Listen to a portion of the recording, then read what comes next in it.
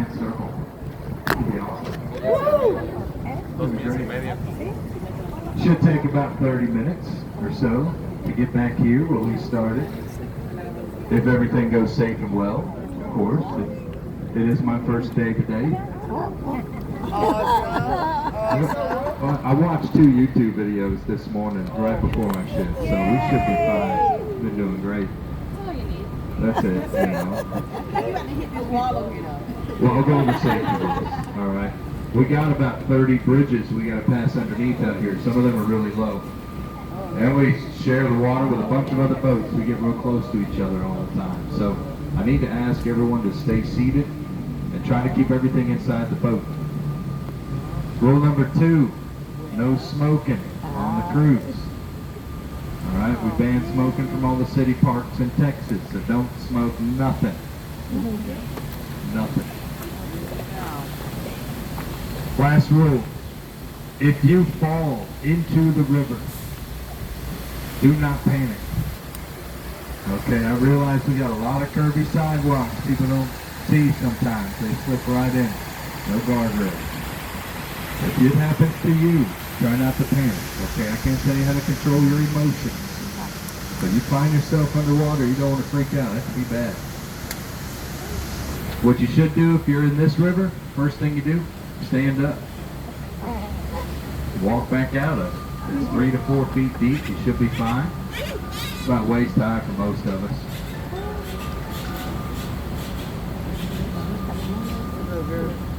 Last rule, of course, kill yourself. That's all I know. But this part of the river is about 4.5 feet deep right here. This is a concrete bottom. This extension was built back in the 1960s. Our city hosted a World's Fair in 1968, and that's why they had to build this. The Hemisphere was the name of the fair we hosted. 1968. The rest of the river, everything else I get to take you through, was formed naturally. The San Antonio River is spring fed. The water comes from underground in a blue hole up north about 4 miles from here. And it feeds down another 200 miles. This river feeds out to the Gulf Coast, southeast Texas. The last city it goes through is Victoria, where it feeds out to the coast.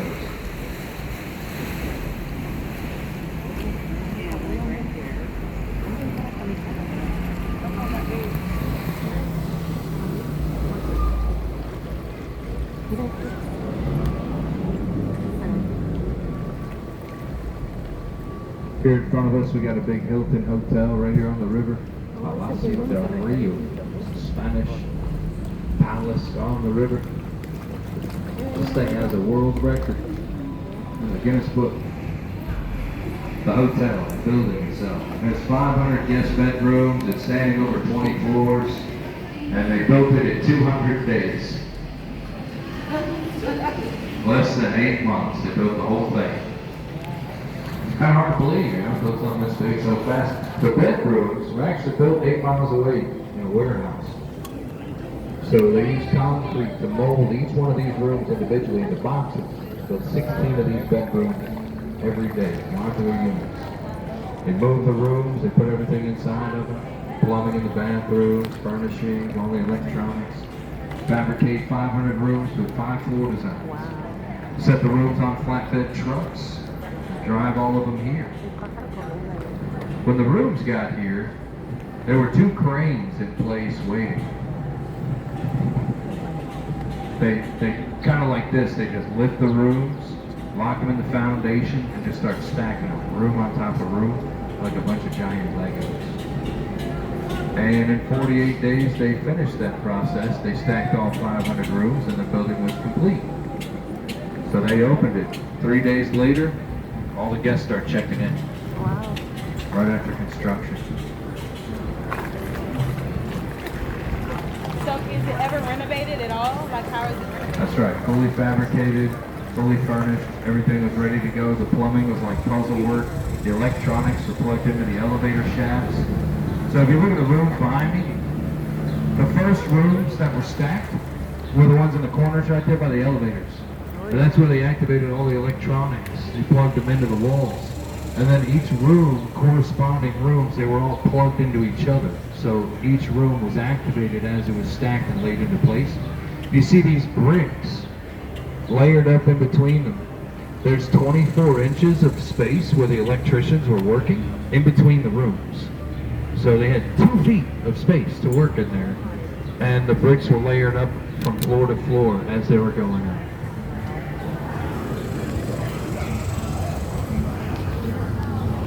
But yeah, they opened it 3 days after they built it, got a Guinness record. All guests checking it. Right next to it here we have La Villita and the Arneson River Theater. This is Spanish, the little village. It's the very first settlement of our city. 1691 Spanish priests that settled here. They were Catholic missionaries. And the Alamo was their first mission. So the King of Spain stationed military here. The soldiers arrived. They helped form an establishment 300 years ago. That's where the whole city started. And I don't want to stay here long. There's no shade. But look at this river theater around us, guys. We got the stage right here for live performances. And these are seats over here. They hold hundreds of guests to view the shows. This is 1941 design. Original sketches of the Riverwalk from the architect who designed it all. How many of you have seen the movie Miss Congeniality, Sandra Bullock? The bikini model contest scene in that movie was filmed right there in that theater. La artista que te gusta, la que pasa Brenda, I know, it's my favorite part of the movie que too. hizo parte de la película. Because of the river walk, yeah, because of the river court. There's another scene, that's when Sandra played a song using wine glasses that was filmed on a stage in front of the Alamo. But this is my personal favorite spot to visit here on the Riverwalk, the Briscoe. This is a Western art museum. There's artifacts in here you can't find anywhere else in the world. The first soldiers I talked about showed up from Spain, 1718. Some of their military uniforms are in here. But my favorite section is dedicated to the Texas Revolution. You go in there, you'll find a big section on the Battle of the Alamo and artifacts from every battle that took place for Texas to gain its independence as a republic. You know, the greatest nation that ever became a state, right? That's right. It was the Republic of Texas. There are 5 other states that ran time as their own nation, independence, here in the U.S. But Texas is the only one that had to fight and secede another union to gain the independence of the Revolution. No other state in the U.S. can claim that. And if you go in that museum today, it's free for military, by the way, guys. Veterans and active alike are free to get in every Thursday. Show your ID. Down here on the right, there's an island in the river. We call it Marriage Island. We host about 300 weddings on the Riverwalk every year. Most of them are right down here. But if you look closely, you'll notice that this tree right here, it actually is the island. You see, these other cypress trees form the river banks out here along the edges of the river, all over. This one grew in the middle of the river. Sprouted roots above the water, it's still surrounded by the river all the way around. So the weddings take place on its roots. It's a 500-year-old cypress tree. We just call it Marriage Island. On the other side of the bridge, right over there, Divorce Island. Nah, we don't have a divorce island, y'all. People would be shoving each other in the river, left and right off of one of those. But wedding ceremonies on this river date back over 200 years. People have gotten to use this river for weddings since before the Mexican Revolution took place. Mexico gained independence.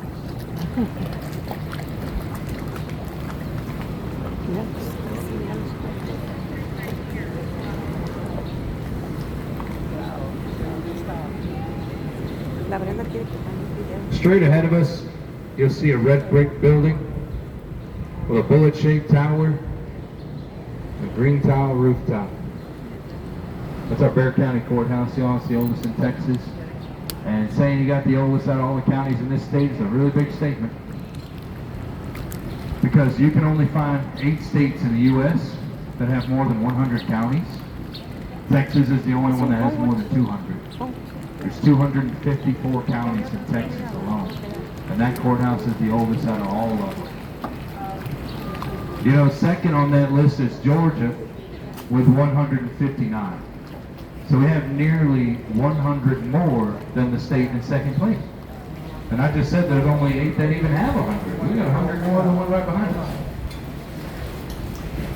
Delaware, though, to take the bottom on that list, 3 counties. That's it, yeah. It's about the size of a postage stamp, that state, you know. And there's 251 counties more in Texas than Delaware. It's a pretty big statement, too. But that courthouse is the oldest, pretty cool, 1897. Here's another fun fact, though. Take a drive from El Paso to San Diego, California, and it would actually take you longer if you drove to Houston instead. Take a whole drive in Texas. From El Paso to Houston is a very long distance, much longer than El Paso to San Diego, and it's also longer than Houston to Jacksonville, Florida. If you went all the way to the East Coast from Houston, it would still be longer if you went to El Paso. Either way you go. Now we're in the main channel of the river.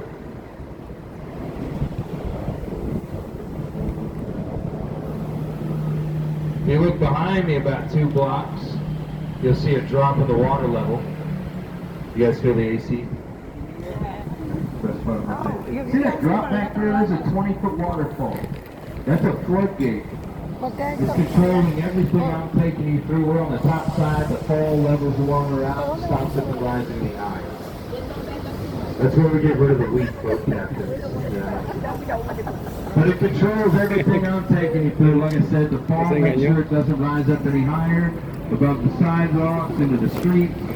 In 1921, this river was recorded 10 feet above the streets during a flood.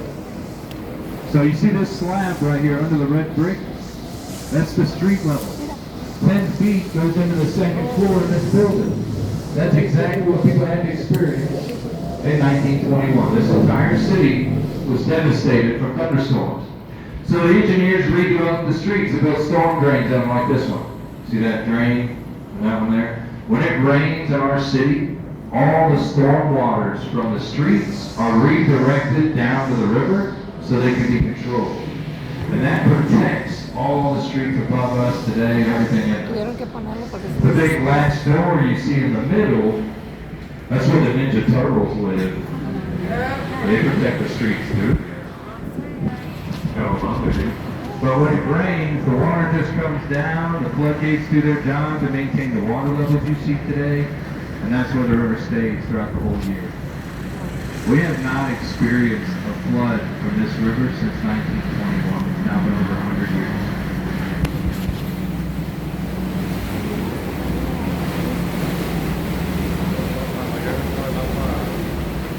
Now over here on the left, there's an entrance that brings you down to the river from the main plaza of the city. The San Fernando Cathedral can be seen over the hill back here. So if you go up these stairs to the top, you'll see some yellow flowers and bushes back there. I want you guys to look past the flowers back there, past the yellow flowers, and you'll see a church over there. You'll see that there's 2 bell towers facing the river about a block away. San Fernando Cathedral. We're going to move up for everyone's back. That church there is the oldest in Texas, 1731. At the center of our city, inside of it. And everyone I meet, I try to send it there during the day because there's something else you can find. If you go in right under the bell tower on the left, you'll see a big marble white coffin with a Texas star engraved on it. It's actually an urn. And it holds the ashes of every Texas defender who fought in the Battle of the Alamo in 1836. Which a lot of our guests never get a chance to experience visiting when they come here. Although most of the people I meet know where to find the Alamo in Texas. You know, we get a lot of people coming here as visitors. Every year we get 35 million people as guests in San Antonio. And 3 million are recorded to go to the Alamo. So the number 1 attraction in the whole state happens to be the battleground those soldiers fought, gave their lives in. Each and every one of them coming up from different places, calling themselves Texans when they gave their lives for it. But less than 1% of our guests learn they can visit the soldiers too when they come here by just walking down that road from the Alamo, you know, into that church. So Everyone I meet gets to learn it. I just hope to even the numbers out a little bit someday. You know, they had to give everything they had to make Texas what it is. So I definitely think they deserve it for everyone coming here to at least know where to find it. There's 3 names on the face of the urn, by the way. It's Jim Bowie from Kentucky, David Crockett from Tennessee, and Colonel William Travis from South Carolina. And those are just 3 states out of many where a lot of these guys came from. Like I said, made a big sacrifice to get us where we have here today. There's a lot more recognition, I think. Salí yo. Okay.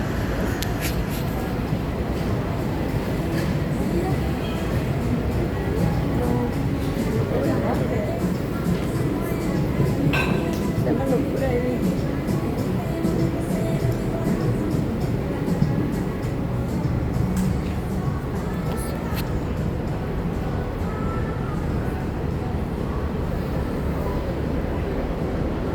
Here's the Aztec Theater. This opened 1926 as an old silent movie theater. Shut down in the 80s, restored into a live production theater. Now it's used for concerts. Been using this for live shows for 20 years. And half of it's being restored into a hotel, all at the same time. How many of you have seen the movie Selena, starring Jennifer Lopez? You ever watch that? It's a true story. The life and death of Selena Quintanilla. She was a Tejano singer. And 23 years old, she tragically had her life taken from her in Corpus Christi in 1995. This is Salinas Bridge right here, nicknamed after her. She got engaged in San Antonio, ran off to Corpus Christi, got married, came back here, filmed some music video scenes on the river with her band. Her new husband was the guitarist. So we nicknamed it Salinas Bridge. And if you watch the movie again, you can see Jennifer Lopez sitting up here where she got engaged. Well, not where Selena got engaged. Jennifer Lopez got engaged a lot of places. This ain't one of them.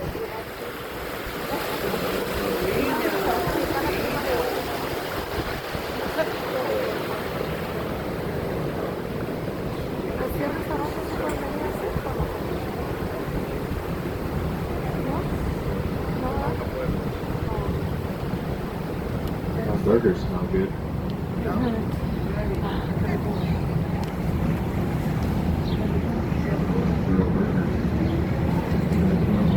Up ahead of us, you guys see that bubblegum restaurant? I bet you've never seen a building this skinny before. The restaurant's in the basement of an old hospital. Get your cameras ready. This thing is 200 feet tall and it's flat. So look all the way up to the rooftop of the building. It's very tall and very thick. All right, don't miss it. Look up right now.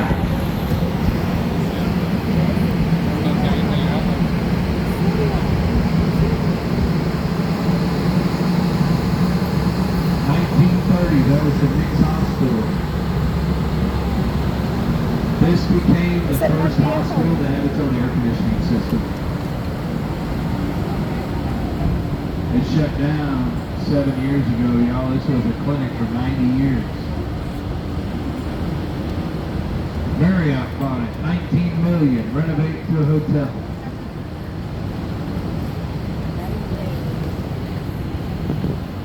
Think about that for a second. You ever stayed in a hotel that had a mower in the basement for 90 years? Yeah, I don't know if I have either. Put that stuff on the front door. It wouldn't be hard, you know, you just leave a little message. People were dying to get in here for decades, something like that, you know, it might work. Some people will get it. Over here we got the Hyatt Regency Hotel. This one has been known for the Riverwalk going through it for 45 years.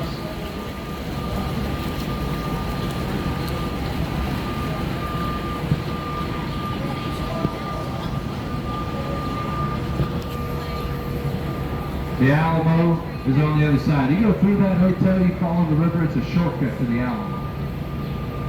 It's built for the public to not block the Alamo from the Riverwalk. They open up the inside of the hotel for that on purpose. The Alamo is open every day, usually till about 5:30 or so. It's open to the public, you know, free to visit. You can see right through the water below us here. Take a look at this, guys. This is river water. Probably don't believe me, but when I said spring fed, I scooped that right out of the river underneath the dock where we were sitting before you guys got on the boat. That's the river water. It's crystal clear. This is my drinking water right here. So that's the difference. But the green and the brown you're seeing is the algae and the mud on the bottom. If you don't believe me, get a cup, test it out yourself. It takes weeks for it to clear up like this after storms. But that's why I peel the label off of that one. Because I don't want to accidentally drink it. But it is spring fed, y'all. It's crystal clear year-round.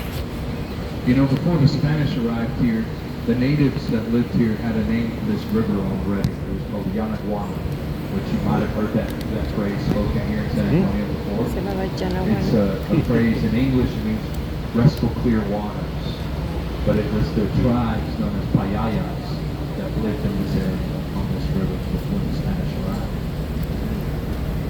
And the architect I told you about, the Riverwalk designer, had a really hard time convincing anyone to build this after those floods, guys. 1921, you remember the river was 10 feet above the streets? This building was 30 years old that year. So look over here. The water went up through the basement, through the first floor, into the second. Nobody trusted building a sidewalk under the basement to those damaged buildings. It was going to be a good idea. Except for this guy right here, Robert H. Yates' husband. You see a statue of him. You can see his name and the catwalk right there. That is his original office in the bottom of that building. He fought for 20 years to build a Riverwalk, and nobody else wanted to help him. But he finally got the funding through the city. And then he started asking business owners to bring anything they wanted down to the river. Open it up onto the sidewalk down here. It'll be great. Nobody wanted to do it. So he had to prove it to them and do it himself. He brought his company down. He put it in the basement of one of the buildings that survived the flood. And he started proving to everybody how easy it could be.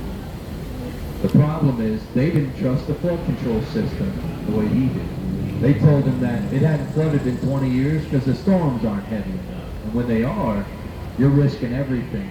It's all going to be swept down the drain. And then 5 years later, Casa Rio opened right next door. The first restaurant on the Riverwalk was this one right here, guys. 1946, their 80th anniversary. They'll celebrate in October, about a month and a half away. They're celebrating more time and more tables on this river than any other restaurant on the Riverwalk. 1946, Casa Rio. And we already passed that restaurant earlier, by the way. We're back in the man-making section where we first started. I told you they originally built this for the World's Fair we hosted in 1968. Well, the Hemisphere was its name.